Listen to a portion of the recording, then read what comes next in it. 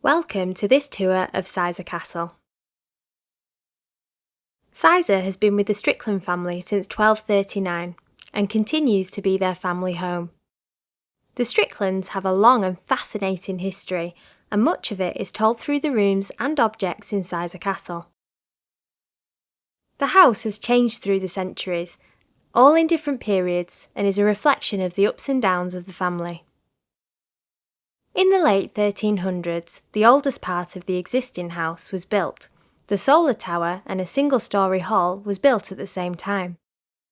This was originally the medieval Great Hall, a communal focus for the whole household. The room was changed to roughly what we see today during the Tudor expansion and became a below-stairs area. The great doors and parquet floor were added in the late 1890s by Sir Gerald Strickland for carriages and later for cars. Now we'll go up the stairs to the upper hall. These used to be outside and led up to the main entrance. On the way we can have a quick look at the table made of scagliola, plaster coloured and polished to look like marble. Sir Gerald, 1st Baron Strickland of Sizergh, was a Maltese politician who rose to be Prime Minister of Malta before World War II. He also served as MP of Lancaster at the same time. Sir Gerald had 2 wives. Firstly, Edelyn, with whom he had 8 children, but only 5 daughters survived past infancy. His second wife, Margaret Halton, brought large sums of money to Sizergh, and she had the limestone rock garden and mirror pond installed. Here we have Thomas Strickland's earliest portrait from 1600, painted on wooden panels. Thomas was the son of Walter, who did the Grand Tudor expansion. Thomas gambled and drank much of his inheritance, but he also shaped the family future by marrying a Catholic who brought up their 7 children as Catholics. This is Mrs. Strickland, our late donor tenant. She had 6 children and numerous grandchildren. Opposite is her husband, Lieutenant Commander Thomas Strickland, Sir Gerald's grandson. Thomas and his parents donated Sizergh to the National Trust in 1950. We'll now go through these thick walls and into the tower. Originally, this dining room was one large room, the main living area. It was divided during the Tudor expansion for more privacy and comfort and used for formal entertaining. The entire house was clad with this typically Tudor panelling and the overmantels. These Flemish and Italian designs hadn't been seen before in England and were installed by Sir Walter to show off his heraldry. On this overmantel we see the Strickland motto Sans Mal, without evil. Sir Thomas and his wife, Winifred Trentham, were close friends of James II and Queen Mary, and after the Glorious Revolution of 1688, they followed the Stuart court into exile in Paris Saint-Germain, France.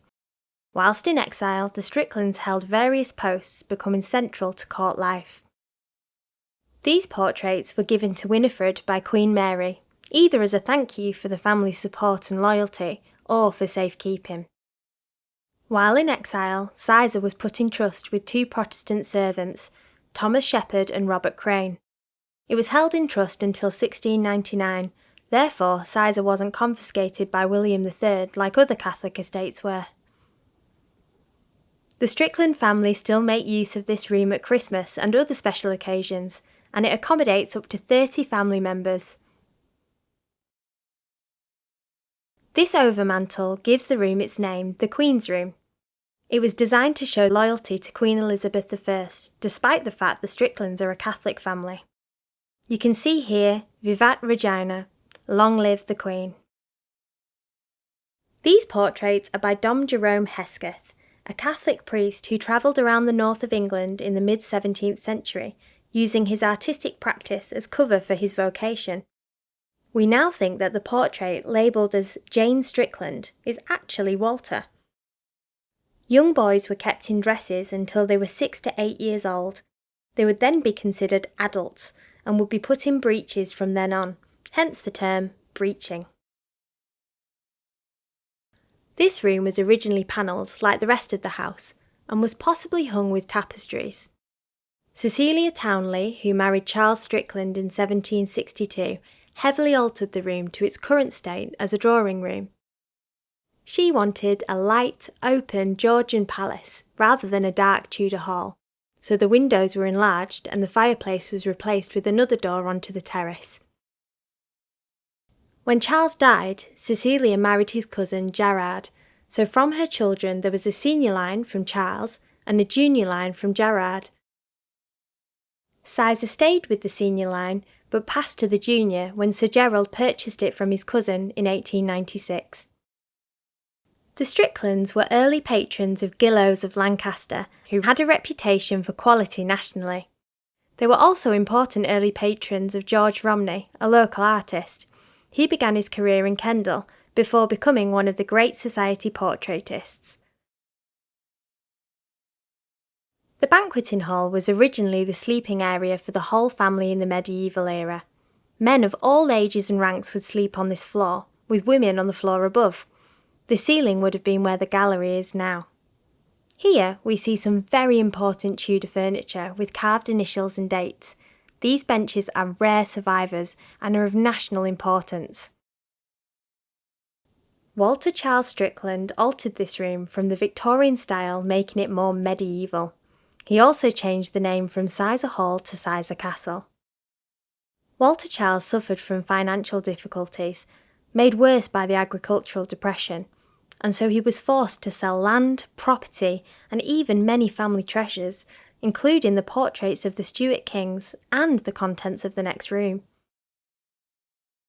The inlaid chamber was the last room to be completed, sometime between 1575 and the mid-1580s, and it took between 7 and 10 years to complete.